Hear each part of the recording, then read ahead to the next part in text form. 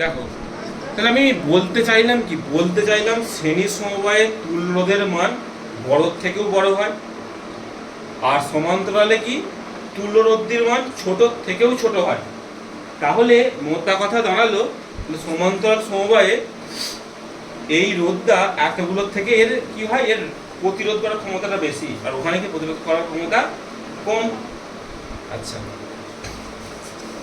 আর একটা জিনিস লক্ষ্য করো, এই যে তিনটে রোধই ওখানে আমি লাগিয়েছি কাজে, 1 2 3, এখানেও লাগিয়েছি ওখানেও লাগিয়েছি। যখনই সমান্তরালে ইউজ করলাম তখন তার রোধের মান কমে গেল, যখনই শ্রেণীতে অ্যাড করলাম সেটা রোধটা কি হলো, বেড়ে গেল। একই মানের রোধ যেভাবে ব্যবহার করছি সেভাবে কিন্তু তার ফলাফল পাওয়া যাচ্ছে। একই মানের রোধ যদি শ্রেণীতে ব্যবহার করি তার তুল্য রোধের মানটা বেড়ে যাচ্ছে, যদি সমান্তরাল ইউজ করি কি হচ্ছে, তার কমে যাচ্ছে। এইটার ভরপুর সুযোগ নেওয়া হয়। কোথায় সুযোগ নেওয়া হয়? তাহলে আমি বলি একটা বর্তনী তৈরি করতে যাচ্ছি, তাহলে রোধ মানে আমরা কি জানি, পরিবাহীর এমন একটা ধর্ম যেটা তার ইলেকট্রন চলাচলে বাধার সৃষ্টি করে। তাহলে তুমি বলো, তুমি ঘরে একটা ফ্যান লাগিয়েছো, মানে পাখা লাগিয়েছো, এই পাখাটা তুমি কি চাইবে কম ইলেকট্রিক খরচ করে পাখাটা বেশি জোরে ঘুরতে চাইবে তো, নাকি না আস্তে আস্তে ঘুরুক? আসতে চাইবে না। আস্তে ঘুরছে মানে কি পাখাটা নিশ্চয়ই ইলেকট্রন এর মধ্যে দিয়ে কম যাচ্ছে, আর বেশি ঘুরছে মানে ইলেকট্রন বেশি যাচ্ছে। তুমি এই পাখাটাকে কেমন ভাবে লাগাবে? ধরে নাও এক একটা রোধ মানে এক একটা পাখা, তাহলে এইভাবে পাখা লাগাবে না ওইভাবে লাগাবে? আমি সমান্তরালভাবে লাগানোর চেষ্টা করব, মানে আমি আমার বাড়িতে এমনভাবে পাখা লাগাবো যাতে সেখানে রোধ কম যায়, রোধ কম গেলে ইলেকট্রন বেশি যাবে, ফলে আমি এই জিনিসটার যান্ত্রিক সুবিধা বেশি পাবো। তাহলে যান্ত্রিক সুবিধা, ওই জন্য বাড়ির বর্তনীতে কোন কানেকশন করা হয়, সমান্তরাল সমবায় কানেকশনটা করা হয়। কেন করা হয়? যাতে সেখানে রোধের পরিমাণ কম থাকে, রোধের পরিমাণ কম থাকে, ফলে পরিক্রমাত্রা বেশি হয়। ঠিক আছে। আর একটা সুবিধা সমান্তরাল সমবায়, কি সুবিধা? আমি ধরে নাও এই প্রত্যেকটা রোধের জায়গায় প্রত্যেকটা ধরে নাও পাখা বা ল্যাম্প বা বাতি কিছু আছে।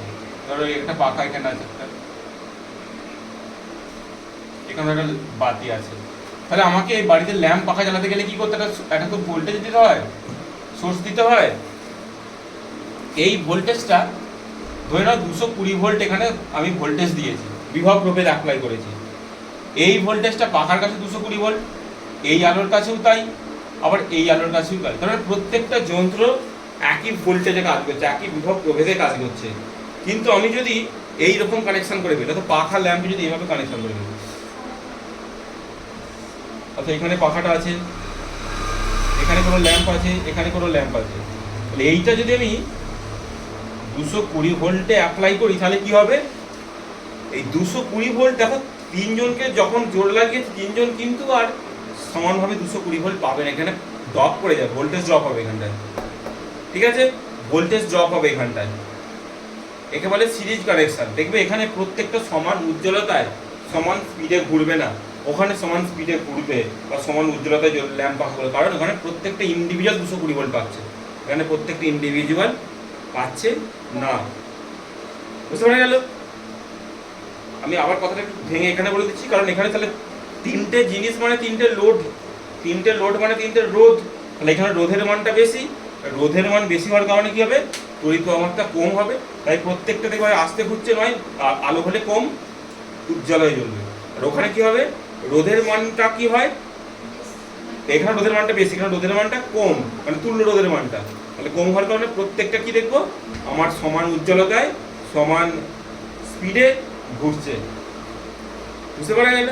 এই হলো মোটামুটি এইটুকুর পড়াটা। এবার আমরা কিছু অঙ্ক নিয়ে দেখবো, তাহলেই হয়ে গেল।